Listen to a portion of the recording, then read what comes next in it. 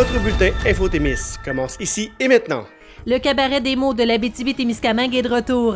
Samuel Larochelle, fondateur de ce bel événement, nous parle de son idée de cabaret télévisé. Aussi, deux autres participants nous donnent un avant-goût de leurs prestations. Il y a environ un an, j'ai eu l'idée de lancer un cabaret littéraire avec uniquement des auteurs de l'Abitibi-Témiscamingue. La première édition a eu lieu en septembre, donc on allait dans les villes de la région, dans les salles, pour livrer nos textes en direct devant les gens, avoir leurs réactions et que eux aient l'intonation, les émotions qui sont dans nos têtes quand on écrit nos textes. Donc, c'est une rencontre qui n'est pas très fréquente parce qu'habituellement, monsieur, madame, tout le monde lit dans sa bulle un roman, une nouvelle, mais là, c'est la rencontre des deux univers en même temps. On a refait ça en janvier 2020. On est allé dans 6 villes de l'Abitibi et du Témiscamingue. On voulait refaire ça à la fin mai, pendant la période du Salon du Livre, mais on connaît tous ce qui se passe présentement avec la pandémie, donc on a décidé de faire une version télé. J'ai demandé à des auteurs uniquement de la région d'enregistrer des textes qu'ils ont écrits sur vidéo, dans leur salon, sur leur balcon, dans leur cuisine, et on fait un montage qui va être diffusé le 3, 4, 5 juin à TV Témis. Je pense qu'en période de pandémie, les gens ont besoin de se changer les idées. Les gens ont besoin de s'évader, ont besoin de beau, de magique, de touchant, de drôle. Et c'est ça qu'il y a dans les textes des auteurs. C'est pas des textes difficiles à comprendre, c'est pas hermétique du tout, c'est super accessible. Donc, je voulais donner une bouffée d'air frais aux gens de la région. Puis, je veux que la littérature se rende un peu partout en Abitibi-Témiscamingue à travers la télé, que ça touche les gens. Puis c'est pas vrai que la pandémie va nous arrêter dans tous nos projets. Donc, si la version en salle fonctionne pas pour l'instant, parce qu'on a vraiment envie de retourner vous voir, ben ça va être en version télévisée pour un petit moment. Moi, j'ai choisi 8 auteurs pour m'accompagner, 4 gars, 4 filles. Je leur impose une thématique, la famille, et je leur ai donné une durée maximum. Donc, il faut qu'ils me donnent un texte qui va durer 8 minutes.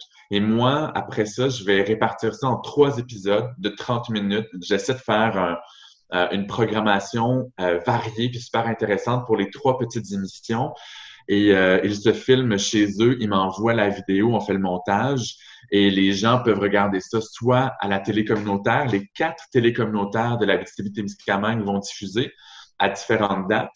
Et ça va être aussi disponible sur le site web de TVC9, qui est notre partenaire de base, pendant quelques semaines. Donc, si vous le manquez à la télé, malgré toutes les rediffusions, ça va être aussi sur le web pendant un petit bout. En mai 2019, j'étais le président d'honneur du Salon du Livre de l'Abitibi-Témiscamingue qui se déroulait à Amos, qui est ma ville natale. Puis, j'avais proposé cette idée-là de faire un cabaret littéraire, mais avec des auteurs de partout au Québec. Puis, j'ai vu que dans la foule, il y a des gens, après le spectacle, qui sont venus me dire qu'ils n'avaient jamais assisté à un cabaret comme ça, à des auteurs qui lisent en direct, puis qui avaient un petit peu peur que ce soit ardu ou que ce soit pas pour eux, mais tout le monde me dit qu'ils avaient trippé, qu'ils avaient aimé ça. Puis quand j'ai vu que c'était pas une habitude, je me suis dit, moi, je vais la créer, l'habitude. Moi, je vais faire en sorte qu'il y ait un événement littéraire en région qui fait le tour de plusieurs villes pour les adultes ou les ados. C'est pas vraiment pour les enfants, on s'entend. Puis je me suis dit, ça manque à ma région. Moi, je pense que j'aurais aimé ça quand j'étais plus jeune, avoir accès à ça, ado, jeune adulte, peu importe. Puis selon les réactions, je pense que ça vient compléter le portrait culturel de la région. Et je pense qu'il manquait ça. Parce que c'est pas suffisant de se réunir une fois par année au Salon du Livre qui vient dans notre ville seulement une fois aux 5 ans. Il faut que la littérature, ce soit quelque chose de régulier, de quotidien, qu'on arrête de penser que c'est pas intéressant, que c'est pas pour nous. Moi, je dis toujours, ça n'existe pas les gens qui aiment pas lire, mais on n'a pas trouvé le genre de lecture ou le genre d'auteur qui nous fait triper parce qu'on n'a pas besoin de tout aimer. Il faut juste être curieux puis être bien guidé. Puis quand on assiste à un cabaret, on a 5, 6, puis là, cette fois-ci, 9 plumes devant nous. Ça se peut qu'on n'aime pas tout, mais c'est sûr qu'il y a quelque chose qui va nous toucher, nous interpeller. Fait que c'est l'occasion de découvrir des nouveaux auteurs et autrices qui viennent de notre région en plus. Dans le futur, je veux y aller environ 2 fois par année dans plusieurs villes. Je veux continuer de faire découvrir des nouveaux auteurs, en faire revenir d'autres parce qu'il y en a eu beaucoup qui ont été des coups de cœur du public. Donc, je continue de mélanger les générations, mélanger les points de vue, mélanger les styles littéraires, parce qu'il y en a qui vont lire des extraits de romans, d'autres une petite nouvelle, une chronique, un éditorial d'opinion, une chanson, du slam, de la poésie. Il y a vraiment de tout. Donc, je veux que ce soit le plus varié possible, puis que les gens s'approprient l'événement et viennent en plus grand nombre à chaque fois. Le cabaret des mots, la personne avec qui je travaille le plus, c'est Julie Renaud, une de mes amies, puis elle avait déjà participé au cabaret. Donc, Samuel était venu voir notre spectacle de contes qu'on a écrit, qu'on a tourné depuis 2-3 ans en Abitibi puis au Témis. Et puis, en fait, c'est lui qui est venu me chercher. Donc, c'est même pas moi qui ai posé ma candidature, c'est lui qui est venu me chercher pour me demander d'écrire un texte justement sur le thème de la famille pour cette édition-là. En fait, on m'a proposé de le faire, puis je suis toujours bien flattée quand Samuel me contacte pour embarquer dans un projet parce que je l'aime beaucoup, puis je trouve que sa plume est fabuleuse. Fait que qu'il considère la mienne, c'est toujours très, très flatteur. Puis pourquoi pas faire ça en confinement chez moi. Spécial, étant donné que c'est confiné, on n'a comme pas avec le public et tout, mais c'est une autre façon justement de pouvoir livrer nos textes au public. Ça permet surtout de pouvoir écrire. Donc, ça faisait longtemps que je n'avais pas écrit. Puis là, c'est sûr que la situation fait que là, ça m'inspire présentement. Donc, j'ai pu écrire un texte, justement, qui démontre que je m'ennuie de la région, que, tu sais, je voudrais être là-bas bien plus qu'ici à Montréal. Talent littéraire en Abitibi-Témiscamingue, on en a vraiment beaucoup. Puis, il est souvent, il passe sous le radar de ben des médias. Fait que de pouvoir faire fleurir ça un peu, puis aussi faire découvrir aux gens qu'ici, il s'écrit des belles choses. On n'est pas obligé d'aller chercher des romans qui sont écrits à Paris pour se faire emporter à quelque part d'autre. Tu sais, on a des grands talents ici. Puis on a tendance, je trouve, en région, de moins en moins, là, parce qu'il y a un gros travail qui se fait là-dedans, mais les gens ont tendance à minimiser un peu le talent des gens d'ici parce que ça vient d'ici, tu sais, c'est pas vraiment cool. Ouais, non, attends. Il y a de grandes choses qui se font ici, c'est juste que sont pas mis sous la lumière et là, c'est ce qui est fait avec Samuel, fait que je trouve ça bien important. Présentement, je pense qu'avec ce qui se passe, on n'a comme pas vraiment le choix en tant qu'artiste d'utiliser les médias, justement d'utiliser la télévision ou soit l'Internet pour pouvoir promouvoir un peu l'art qu'on fait. C'est très différent, c'est sûr, de ne pas avoir le public en face, d'avoir les réactions, mais en même temps, pas mal tout se tourne présentement vers ça. Si on parle avec les spectacles qu'on voit à la télé et tout, je trouve que justement, ça fait que on reste quand même encore en vie, puis ça démontre qu'on a encore une volonté de vouloir faire de l'art, même s'il se passe ça présentement. L'avenir de l'événement, je le vois cool puis grand parce que Samuel, il s'entoure de plein de gens différents. Puis ce qui est le fun d'un événement comme ça, c'est d'avoir l'essence de tout le monde. Dans les soirées que j'ai vues, dont la première à laquelle j'ai participé, ce qui était vraiment intéressant, c'est que chaque personne amenait son essence, puis tu pouvais passer 10 minutes au bord des larmes, super ému, un autre complètement emporté dans une histoire, puis l'autre à rire aux éclats parce que c'est vraiment drôle. Fait que je pense qu'il y a une belle pérennité parce qu'il y a énormément de talent, puis il y a un éventail large de talent, fait que ça fait pas une soirée qui est uniquement poétique, qui est uniquement drôle et tout ça. Fait que je pense qu'il y a moyen de faire quelque chose de vraiment beau puis grand et qui dure longtemps.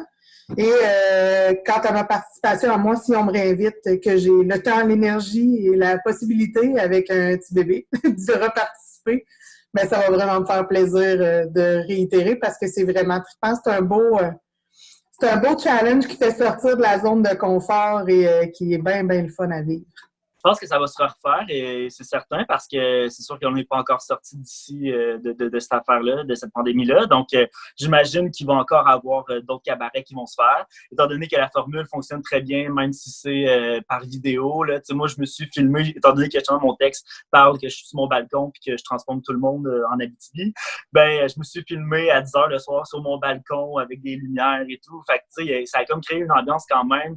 Ça limite un aspect théâtral que je voulais quand même avoir dans mon vidéo. En 2020, j'espère que notre capacité à aller vers l'autre existe encore sans le prétexte religieux.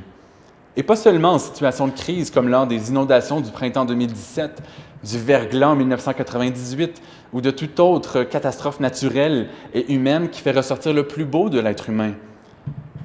J'ose croire que nous sommes capables de pareils comportements au quotidien, que nous avons tous, au fond de nous, l'envie de créer des liens, de former un tout et de découvrir l'incroyable sensation de connecter à quelque chose de plus grand que nous. Les travailleurs et travailleuses de la santé vivent une situation particulière avec la crise qui sévit. Sylvie Morin, infirmière témiscamienne à InfoSanté, témoigne de son expérience. Bonjour, je suis Sylvie Morin, infirmière à InfoSanté de la région du Témiscamingue, la région 08. En fait, les appels, particulièrement durant la crise de coronavirus, nous parviennent d'à peu près partout. Alors moi, je réponds de Shaperville en Outaouais et chaque appel est traité selon la demande. La façon de faire, c'est comme une fanfreluche à l'envers. Là, on prend l'appel et on identifie qu'est-ce qui se passe. Bonjour, vous nous appelez pourquoi? On regarde avec la personne qu'est-ce qui se passe, qu'est-ce qu'elle a besoin comme information. On vérifie les symptômes, puis on établit un plan de match. Est-ce que c'est une situation d'urgence, de semi-urgence? Et on a été comme rapidement, avec la crise de la pandémie, on a été rapidement amené à tous les jours, chaque fois qu'on entre en chiffre, comme on a tous les avis de santé publique, on a les évaluations au niveau du Québec, on a un peu les plans de pandémie, qu'est-ce qu'on doit faire, est-ce qu'on doit laisser les gens à la maison, est-ce qu'on doit les orienter vers un dépistage. Alors ça, c'est mis à jour tous les jours. Alors, à chaque fois qu'on rentre, on a comme un briefing, un peu comme dans l'armée, en fait. Là, on est vraiment mis à jour comme de façon très actualisée. Et il y a une équipe qui ne prend que les dépistages et l'orientation, soit vers les cliniques froides, les cliniques chaudes qui répondent à des symptômes, difficultés respiratoires, fièvre et tout. Et maintenant, avec le temps, le virus ayant pris un peu plus d'ampleur et qu'on le connaît plus, il y a certains symptômes aussi qui sont rajoutés qu'on minimisait auparavant puis qui finalement sont arrivés. Fait que des fois, on a des appels un peu tricotés puis finalement, on les repêche par le fait. C'est sûr qu'on n'est pas masqué directement avec un contact à l'usager, c'est au téléphone, mais c'est 15 à 20 histoires par jour, centaines d'appels par semaine. Et ça équipe les gens pour savoir quoi faire. Donc, c'est très rassurant. Là. Les personnes âgées, particulièrement, sont à la maison. Ils ne savent pas trop. Je devrais-tu aller consulter? Qu'est-ce que je fais? Comment je dois faire pour ça? Fait qu'on les piste autant sur des choses concrètes. Là. Qu'est-ce qu'on doit faire dans les cas de symptômes que dans des cas de je suis triste, je suis à l'envers, je suis bouleversée. Soit qu'on va répondre directement ou on va les transférer. On a vraiment un mécanisme, c'est toute une téléphonie. Là. Mais on peut les orienter rapidement vers une travailleuse sociale de garde à la maison. Quelle que soit la situation, de toute façon, InfoSanté, écoute, dans une journée, là, sur 15 appels, on a peut-être 3 ou 4 appels qui sont vraiment des appels des appels à l'aide majeure. C'est intéressant aussi à InfoSanté, c'est que ça outille les gens. Les gens ferment le téléphone, puis ils savent qu'est-ce qu'ils ont à faire, ils savent quoi observer aussi, les signes d'observation. Ils savent aussi qu'est-ce qui va arriver si jamais ça dégrade et qu'ils doivent aller à l'urgence. Automatiquement, dans le courant de l'appel, c'est qu'est-ce que vous avez besoin, qu'est-ce qui se passe, on évalue les symptômes. Ensuite, quelles sont les interventions à faire? Faites telle chose. Là, écoutez, on fait même de l'écoute, fait des bruits respiratoires. Bon, regardez, observez. Est-ce que la peau entre entre ses côtes? Est-ce que le battement des ailes du nez comme un petit lapin? Puis on a comme des phrases images où on a vraiment des protocoles. Écoute, c'est une bibliothèque organique, InfoSanté, accessible à toute personne qui fait le 811. Puis quand on fait le 811, ben maintenant, avec la situation du coronavirus, il y a vraiment comme des bonjour, parler à une infirmière. Si vous voulez parler à une travailleuse sociale, faites le 2. Il y a beaucoup plus d'anxiété, il y a beaucoup plus d'inquiétude, il y a beaucoup plus aussi d'effroi ou de vertige vis-à-vis je pense qu'au Québec, on s'en rend compte absolument, là, mais on a perdu le lien entre j'ai besoin d'eux, je vais aller chercher ailleurs, je suis pas habituée de m'auto-nourrir, je suis pas habituée d'avoir un jardin dans mon garde-robe, je suis pas comme il y a 2 générations où on pouvait vivre un mois avec un garde-robe, puis qu'on avait fait des conserves, puis maintenant, les gens sont très dépendants de plein de services qui sont au 3e degré. C'est même pas eux qui on fait garder nos enfants, on va travailler, on donne notre vie ordinaire de ménage à d'autres parce qu'on n'a pas le temps, on est surchargé. Fait que tout à coup, on se retrouve à la maison face à toutes ces demandes-là qui sont obligées d'être répondues par soi-même. Puis en même temps, on ne sache pas comment ça va évoluer. Oui, c'est un grand bouleversement existentiel pour chacun, collectivement. Puis les gens sont très en rapport en ce moment de docilité puis d'obéissance, mais ça les rend très impuissants. Alors, ils ont l'impression que ça, oui. Puis on a beaucoup, habituellement, comme c'est très tranché, là, quand ça déborde le fait physique, ben, on va transférer au social, comme on va transférer à la travailleuse sociale qui le garde. Il y a beaucoup de ça aussi. Fait qu'on a vraiment, dans nos protocoles, ont été rajoutés des accès, puis on a le guide d'auto-soin. C'est quelqu'un qui a accès à l'ordinateur. On leur dit, dans la page du guide auto-soin coronavirus, toute l'information québec.ca, quand on trouve cette page-là, c'est le carrefour de toutes les informations qui concernent le coronavirus, y compris stress, anxiété et dépression. En ce moment, il y a un temps d'attente qui est beaucoup plus élevé qu'avant. Les jeunes les jeunes aux études sont beaucoup en surcharge aussi de stress. Les personnes qui sont comme en chômage obligées, c'est très inquiétant aussi. Puis c'est des choses concrètes, là. Ma famille, mes enfants, d'habitude, c'est la prof qui s'occupe des petits bobos du jour. Alors, il y a beaucoup de situations qui sont comme des mises à jour extrêmement exigeantes. Les gens sont dans des situations où ils doivent se émerger dans plein de choses où est-ce qu'ils sont attendus. Puis c'est pas juste au choix, là, c'est obligé. On est beaucoup ici en ce moment dans une indignation obéissante. Et on se doit d'être en subversion pour pouvoir dire, là, ça suffit, c'est assez, il y a des choses qui doivent changer, profitons-en. Ne faisons pas juste subir ces contraintes-là, puis ces gravités-là. Faisons-en quelque chose parce que ça n'a pas de bon sens. Gens du Témiscamingue, je vous souhaite de prendre soin de vous. Je vous souhaite de vous sentir interpellés et appelés par cette crise-là pour pouvoir voir à quel point vous pouvez faire une différence. Que ce soit par vos comportements en prévention, que ce soit par vos gestes d'entraide, que ce soit par votre façon de faire vos inventaires. Profitez-en pour dire où j'en suis, qu'est-ce que je veux pour ma planète, pour mes proches, les étrangers, les gens qui arrivent. Positionnez-vous, demandez-vous dans quoi vous allez miser pour l'avenir. Qu'est-ce que vous laissez aux suivants, aux suivantes? Qu'est-ce que vous voulez faire du monde qu'on a actuellement? Puis prenez soin de vous. Appelez-nous au 811. Vous avez des pépins, des questions, des soucis. On est là 24 heures sur 24. C'est gratuit. Une infirmière à domicile dans votre oreille, c'est pas mal le fun à avoir dans certaines circonstances. Alors, je vous souhaite de nous utiliser à bon escient. Je vous souhaite surtout de vous utiliser pour être bien et pour faire du bien autour de vous. La propriétaire de la boutique Once is Not Enough de New Liskeard nous parle des événements bouleversants qui ont eu lieu dans les dernières semaines pour elle et son équipe, et elle raconte aussi comment elle a innové avec la mise sur pied de soirées de magasinage en ligne. Once is Not Enough, c'est quelque chose de pas nouveau, mais assez spécial. Au Québec, vous avez des friperies où ce que les gens amènent le linge seconde main. En Ontario, et puis il y en a au Québec aussi, mais en Ontario, c'est plutôt consignation. Nous, en consignation, les gens nous amènent leur meilleur et puis on le revend pour eux. Ils font un pourcentage. Il y en a qui chargent 30%, il y en a qui donnent 30% ou 40%. Et puis, c'est ça, les gens font de l'argent, ils le redépensent dans le magasin. Quand j'ai acheté le magasin, les gens redépensaient à peu près 50%. À date, ils dépensent 80%. Fait que ma qualité est meilleure, puis ça paraît parce que les gens arrivent, puis oh, une belle sacoche. Au lieu d'avoir l'argent comptant, je vais acheter cette belle sacoche-là qui vaut 140$ pour 40$. Ce que tu dois faire, c'est envoyer des photos, puis je veux pas une photo de chaque item. Tu mets tes items tout sur ton lit, fait que je vois ton style. Tu me dis quelle taille que t'es, puis comment vieux que le linge est, puis où est-ce que tu magasines. Mais je peux le voir d'habitude dans le linge. Fait que tu me dis, je vois Additionnel, Mademoiselle, puis H&M. Et puis là, je choisis ce que moi, je pense qu'il va vendre.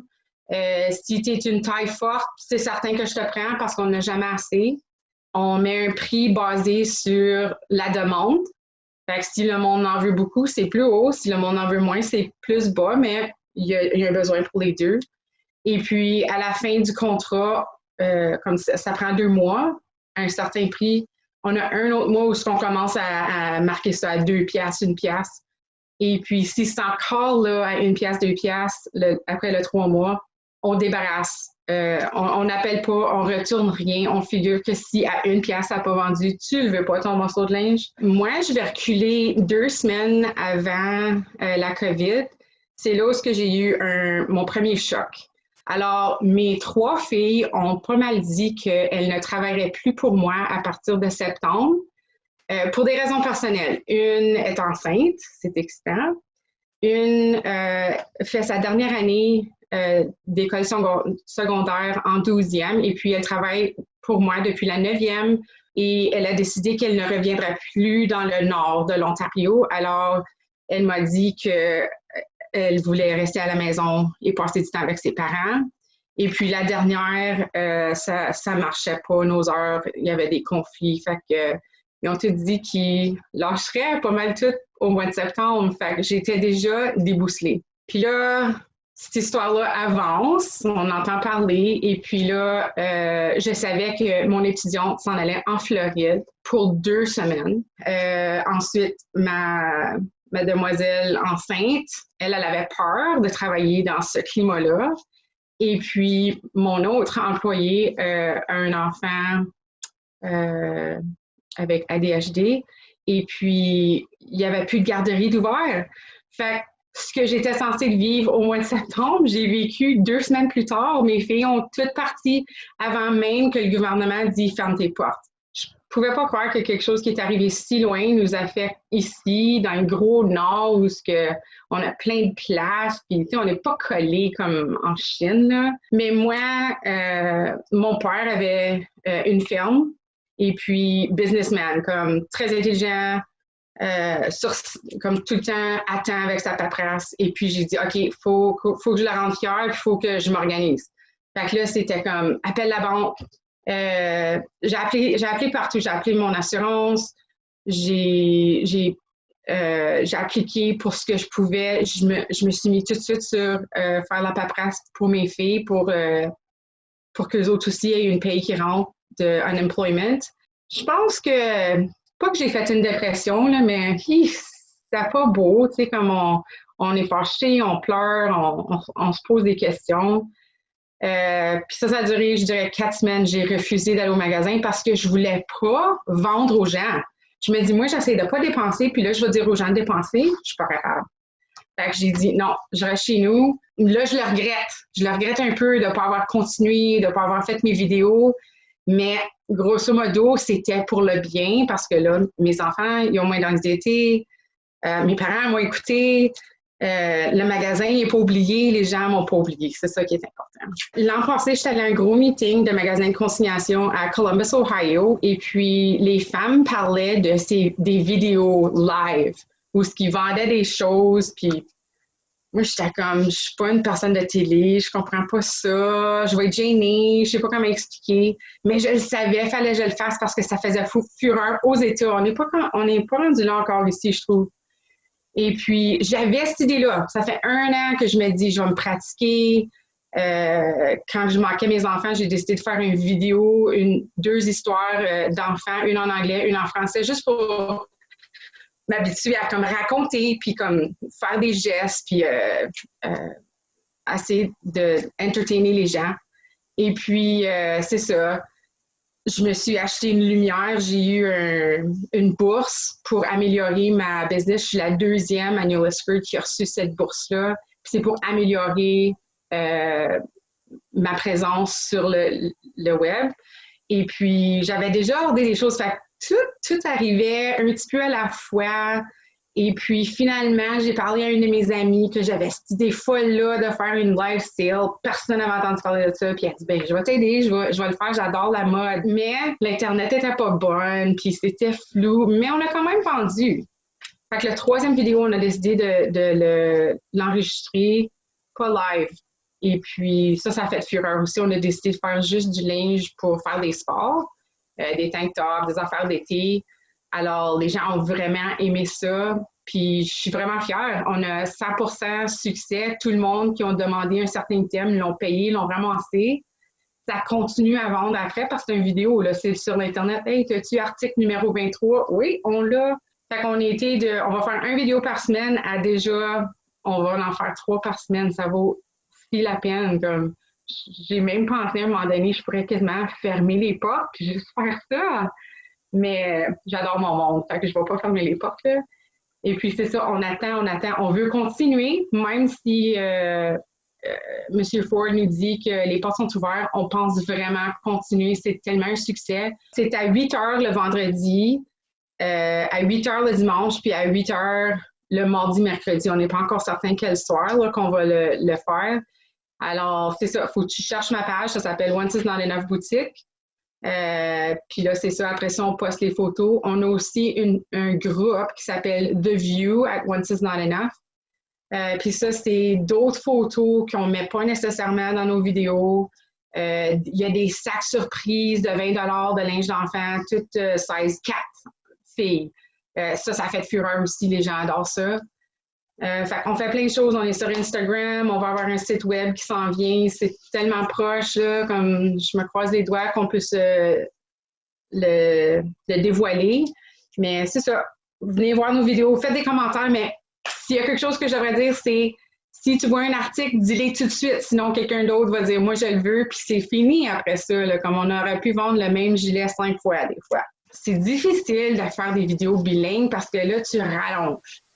Fait que j'ai investi, parce que ma bourse, j'ai le droit d'investir dans promouvoir ma business. Et puis moi, j'ai décidé de promouvoir au Québec. Fait que quand je localise ça là-bas, fait que je peux faire ça plus en français. Et puis, j'aimerais en faire un en français. C'est ça, là, j'observe Diana, je l'écoute, mais comme c'est la langue, je suis pas habituée de dire certains mots. Je m'accroche, puis j'aime pas m'accrocher parce que je suis quand même fière de ma francophonie. Et puis, je veux vous rendre fiers, vous, là-bas. Fait que c'est ça, là, on sait pas comment on va s'y prendre. On poste les items. Ensuite, je sais pas si tu as vu ça, mais on prend des photos de ce qui reste pour que les gens puissent order. Mais je veux vous assurer que oui, on va les poster. Je peux pas me permettre de payer la portion de les poster, malheureusement, en ce moment. Ça peut changer dans le futur, mais pour tout de suite, les gens sont bien contents de nous supporter. Ils nous manquent, et puis c'est ça. Moi, là, 2020, c'était mon année. J'ai eu un souper avec mes filles, je leur ai payé la traite. On s'est habillés toutes en robe noire, on a pris des photos que je mets sur Facebook. Puis je leur ai partagé mes secrets, comme on va faire ci, on va faire ça. Je les ai pas encore partagés parce que ça c'est tout arrivé. Mais j'ai un site web qui s'en vient. J'ai emprunté un cargo trailer et puis une grosse porte qui baisse en arrière. Puis ça va être ma chambre de comme $1, $2, là, parce que les gens vont avoir besoin de ça. Ça va faire fureur. J'ai vraiment essayé de tout couvrir pour pas fermer mes portes parce que c'est 8 ans. Ça fait 8 ans que je fais ça, puis c'est finalement rentable. Tu sais, je vends du seconde main, là, c'est pas évident d'avoir une vie sur du linge seconde main, mais ça marche. J'avais hâte à 2020, j'ai encore hâte à 2020. Fait que le futur est vraiment grand parce que je souhaite de vendre comme national, si pas comme comme l'Amérique du Nord. Puis plus, hey, si je peux vendre la planète, je vais vendre la planète, là, tu sais. Oui.